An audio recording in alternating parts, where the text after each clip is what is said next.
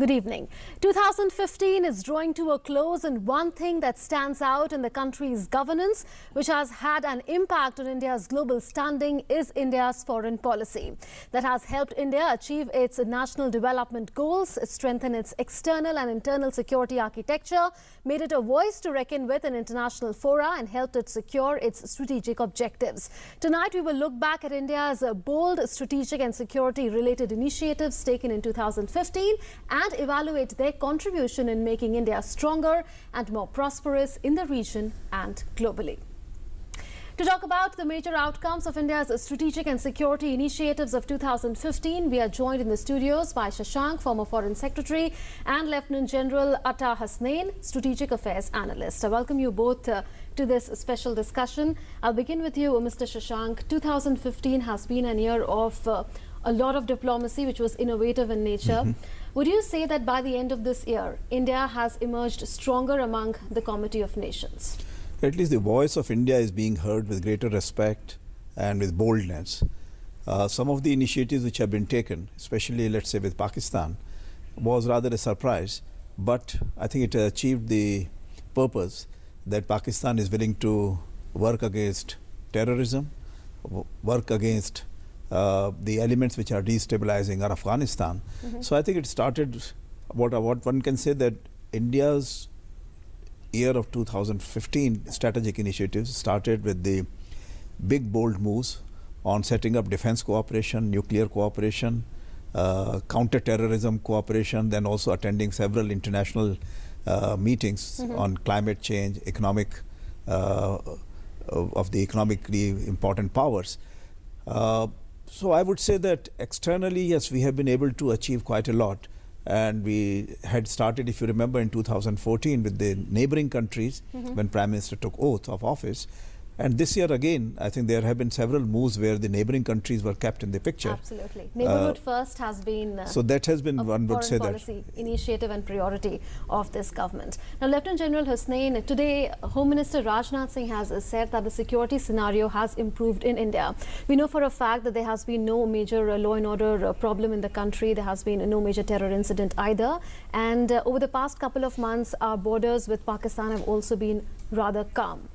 Would you say that this is also because of the fact that India has had understanding security-wise, maritime cooperation-wise with various countries, and it is a result of our security and strategic initiatives? Yes, absolutely. I think the manifestation of all that started in 2014 has probably come to a head sometime around the end of 2015, if you really see.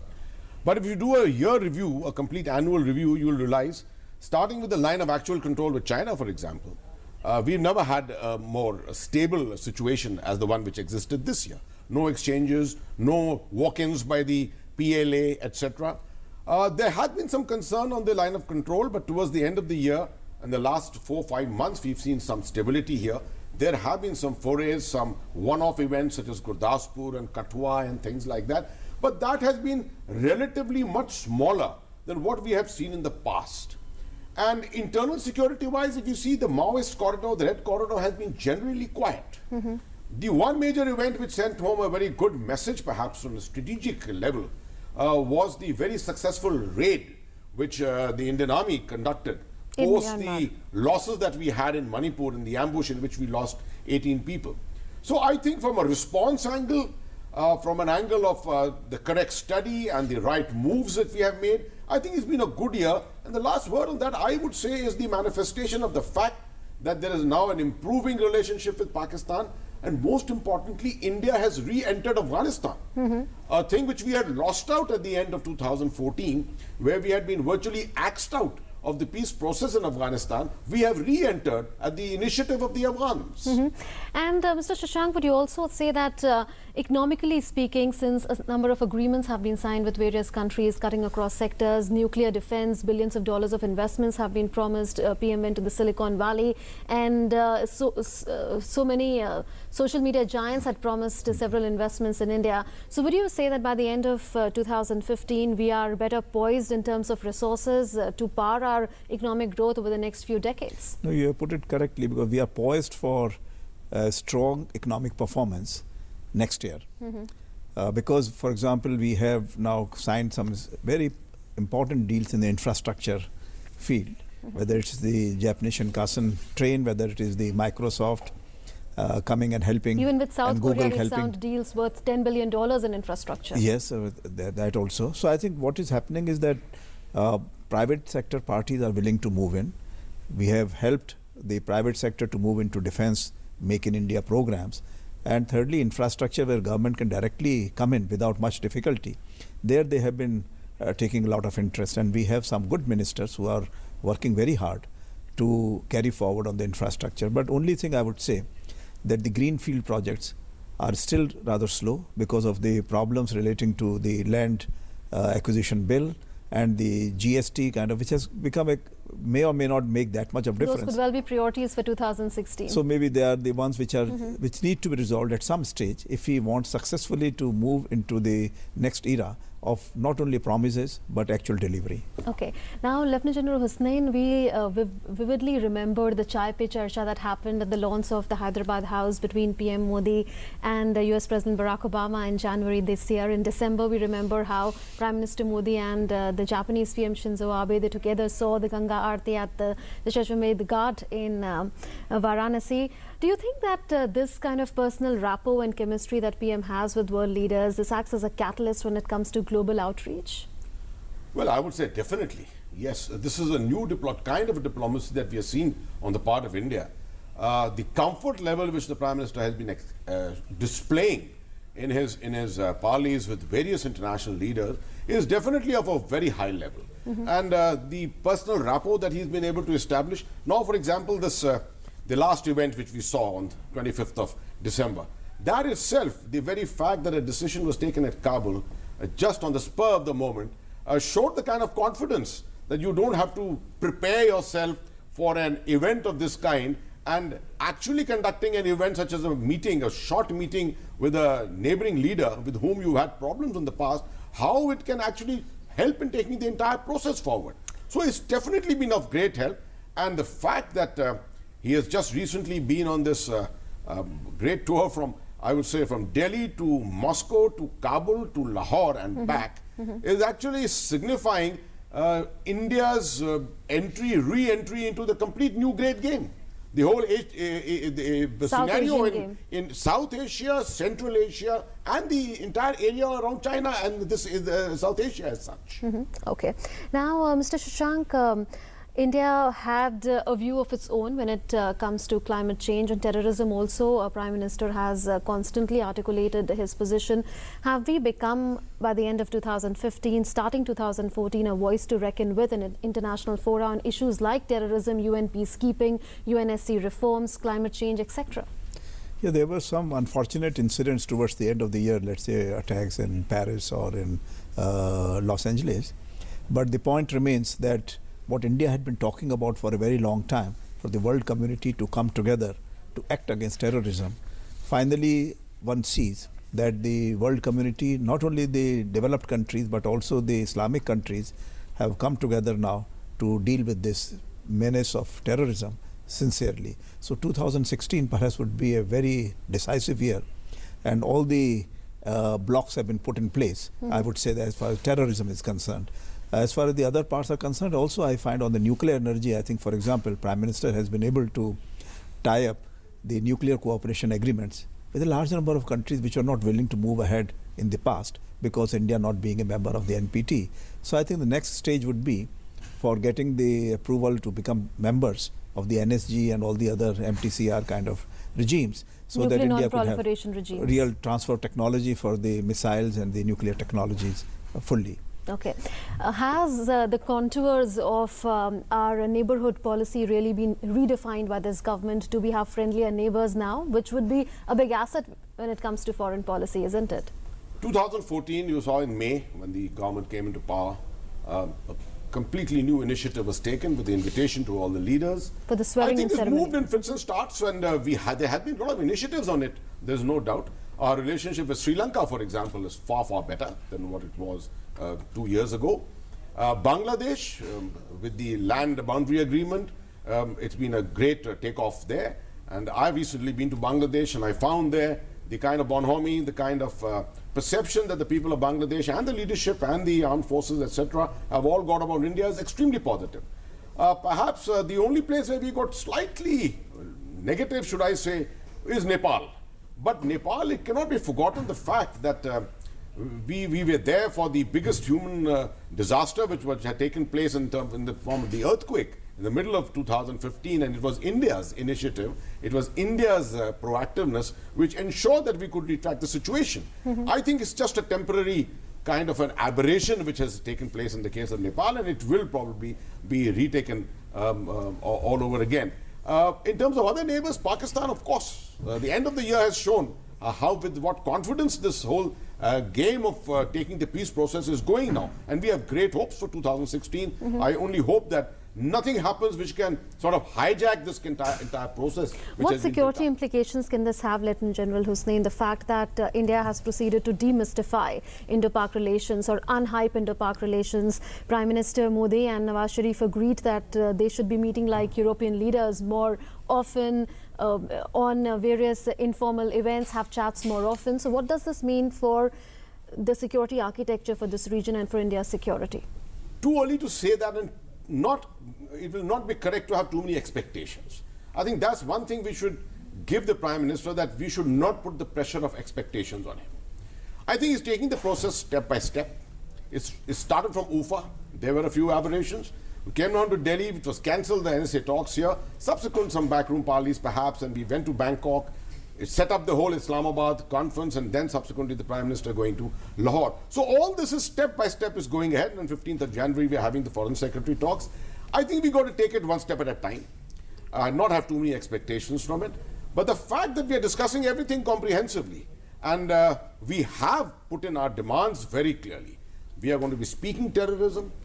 We are going to be speaking about the actions which Pakistan has to take to satisfy on the issues of 2611, on the issues of Dawood Ibrahim. All this has been put on the table. National security advisors will continue to Absolutely. All this has been put on the table. So it's not as if we are trying to just develop a relationship by forgetting what there has been there in the past. We are taking it step by step and building up the confidence to be able to talk to each other more confidently and perhaps a little more informally. Okay, now staying with neighborhood diplomacy, Mr. Shashank, would you say that this year has seen a qualitative improvement in India's relationship with Afghanistan, which is also more diversified today?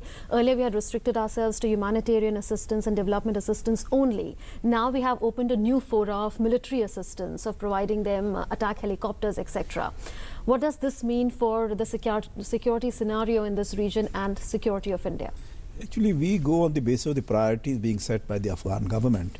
And if you remember that the former Afghan government under Karzai had decided to have the first strategic partnership agreement with India. When there was a change of government and they were trying to make a common cause with Pakistan in order to have a smoother exit for the American troops from Afghanistan.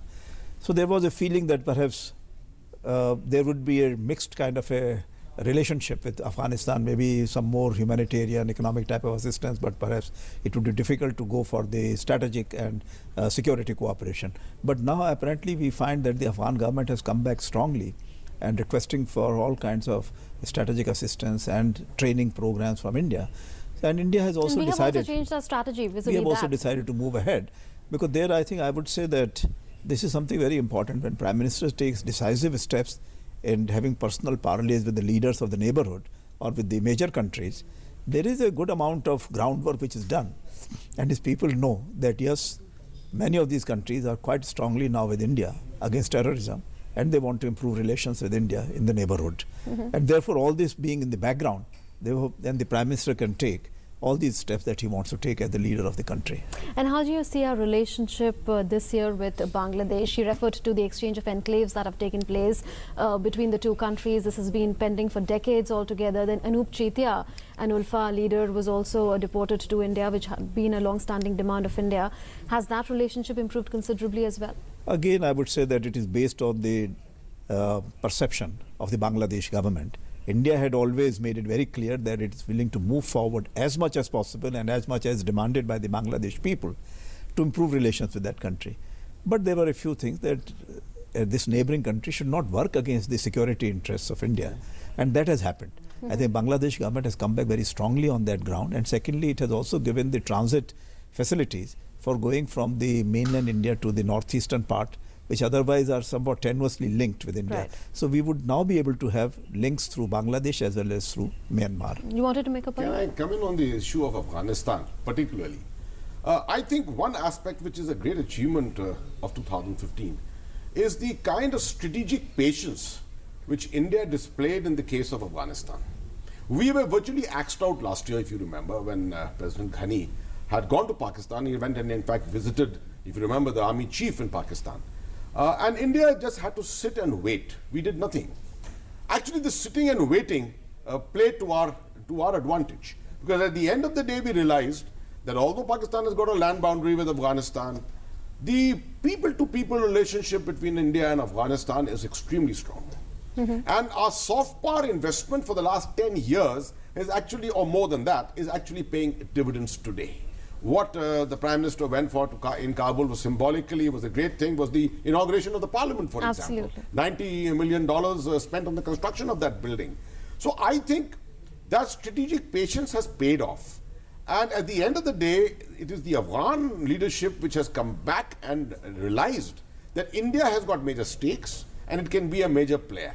The fact that we are the first to actually give them lethal equipment in the form of these 4 helicopters, 3 of them delivered so far, may be just the beginning of the whole thing. And it may encourage other countries to have the confidence to be able to arm the Afghan National Army. Because the Afghan National Army, without getting the lethal capability, cannot last out against the Taliban like So this. a security dimension has been introduced this year in India's relationship with Afghanistan by India. Let's come to Nepal now, and he talked about the kind of ups and downs that our relationship has seen this year. Do you think that there will be a greater appreciation next year about the fact that India has always had positive intentions? After all, Nepal was one of the few countries, first few countries that the Prime Minister visited after assuming office. He's been there twice, and he's told them that India is there willing to help Nepal grow, and we are all for cooperation. Well, it has always been India's policy to be as friendly as it is possible with Nepal and Nepalese people. Somehow there were some differences of opinion within Nepalese political parties, and especially some of them, the hill parties, they thought that the people in Madhesi areas, who really form the majority of the Nepalese population, are somehow of Indian origin, and they need not be given the same rights as other people of Nepal. Now, this is totally a domestic matter, but somehow it has played up to in such a way that the media on both sides, both in Nepal and India, is saying that India is somehow blockading supplies of economic goods to Nepal, which is not at all the case. And therefore, we just have to again wait out and see that Nepalese are able to take a proper decision for their own benefit. I mean, somehow there is a feeling that yes, China can supply whatever can come from India, and in much quicker manner. Yes, Chinese are very quick in responding, but there are certain compulsions of geography and the traditional long-term relationship. It's not a zero-sum game. And India has never been against Chinese coming in, only saying that, again, the same thing. India would not like Nepal to become a pawn in the hands of some other external powers to work against the security interests of India. Like, for example, we have had in the past a lot of cases of the fake Indian currency coming from Nepalese borders more than from anywhere else. And also there are cases of terrorists taking shelter inside Nepal. So I think if those things are taken care, rest India is quite willing to have any kind of cooperation with Nepal, and it's for the Nepalese parties to work the relationship out among themselves.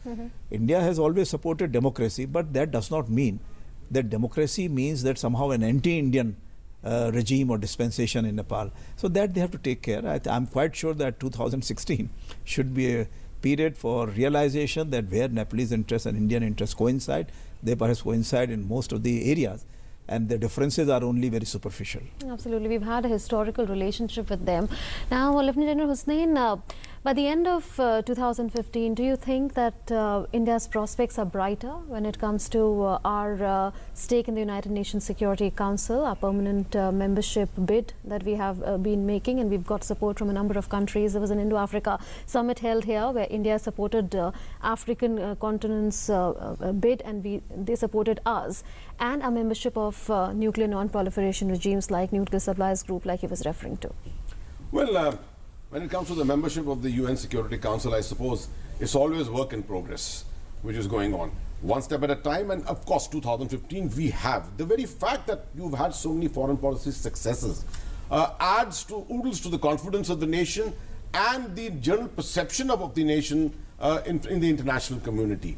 Our historical commitment to UN peacekeeping, in which we are today, I think, the second or maybe the third largest contributor of troops today, that adds a lot of weight to this entire argument. Also, the fact that we have been involved in various parleys, and internationally our leadership has been moving around, getting involved in various equations internationally on various international problems. That itself adds a lot of weight to the argument for our placement in this UN Security Council. I think overall, definitely we've added a few notches. It's a painstaking process. It's going to take time. It's not going to be something going to be in a hurry. But every year, I suppose we have to add a few notches in the positives of the commitment of the world to include India into the UN Security Council. On that angle, I think definitely has been a positive. And what about India's prospects as far as membership of NSG, Wassenaar Agreement, Australia Group, these nuclear non-proliferation regimes are concerned? All this ultimately depends on your foreign policy, again. And as you're seeing, that the kind of bonhomie that there has been between our leadership and the international leadership otherwise, it all helps in most of these aspects of becoming part of different groups of the world, different equations, different axes of the world. It always contributes to this. Would you say that economic initiatives have been at the heart of India's foreign policy? Because we have seen various countries agreeing to manufacture the defense equipment in India, even nuclear reactors in India, by collaboration with India, that is a joint production or joint manufacturing of defense equipment and nuclear reactors. We've seen billions of dollars being committed to India. So would you say that Indian economy and our priorities as an economy have been at the center stage as far as our Indian foreign policy overview is concerned? Look, we have to keep in mind that there are certain positives about the Indian economy. One is that the large consumer base. And India has a very strong software sector. So therefore, if we go for Make in India program, that means that you can always tie in with this large consumer base and the software strength of India, which is now tying up with the external players. So if that can be done here within India itself, so you will get a lot of people, young manpower, technically qualified manpower, consumer base, and also the software support. The other thing is that by all accounts, most of the experts are saying that by 2030, India would become the third largest economy, replacing United Kingdom. And therefore, all the major players, economic players, they are keen to enter India, as they were doing to China at one stage. Now they find that yes, India is going to be the major player. It will overtake Chinese population at the young stage. And therefore, that is the kind of scenario for the next 15 years. They would all like to come into India. What we need to do, are we willing to move forward and take these large investments in India and the greenfield projects? And therefore, I say that the infrastructure related areas, just some steps have been taken. We have to also keep in mind that under the climate change, there will have to be a neutral kind of an effect on the climate, whatever technologies we take from the external players, so that they don't transfer only the bad technology, the old outdated technologies to us, which had happened in the case of China. And so China is suffering because of that. Okay. Now, I'll take your last word on the priorities that should be there for India in the security and strategic worldview. But before that, wanted you to weigh in, Mr. Shashank, on the importance of cultural diplomacy in Indian foreign policy and PM's outreach to members of the Indian diaspora, and whether all this put together, which is India's soft power, has benefited India strategically. Look, Indian soft power has been known for a long time. Even when the colonial powers were trying to replace slavery with some kind of indentured labor, they could find only the Indian illiterate people very good in agricultural technologies. Now we find that when the Americans and others were trying to go for the new technology era for this century, they found that the Indian technical people were extremely good, and that was President Clinton at one time who said that, well, without the Indian people, no capital venture firm is willing to move ahead, and all the banks would like to have some Indian person working on their back rooms. Similarly, in whether it's the NASA, whether it is the Google, etc., everywhere we have the Indians working. and doing very well. So therefore, I would say that yes, cultural part, Indians are seen as very good genetically. They have a world vision, they have a cosmic vision, and therefore India can hope that gradually cultural thing will take ultimately to make India some kind of a center for attracting people to learn from India. So I would not call it a world guru as yet, As but PM said. as we had Nalandas and Takshilas in the past, hopefully we would be able to develop those institutions so that our young people don't go only to Stanford, Yale, etc., or Oxford, Cambridge. But the world people comes to India they to come to learn. India also to learn from us. Your last word on what should be the strategic and security priorities for India in 2016 and whether the foundation for that has been laid. You may just be missing out two very important issues Okay. of 2015. Yes. Number one is that India's military-to-military cooperation today, with 20 countries today, we are having military-to-military cooperation in terms of training. I think this is military soft power, which you have to take into consideration, which is a part of military diplomacy on which can ride political diplomacy.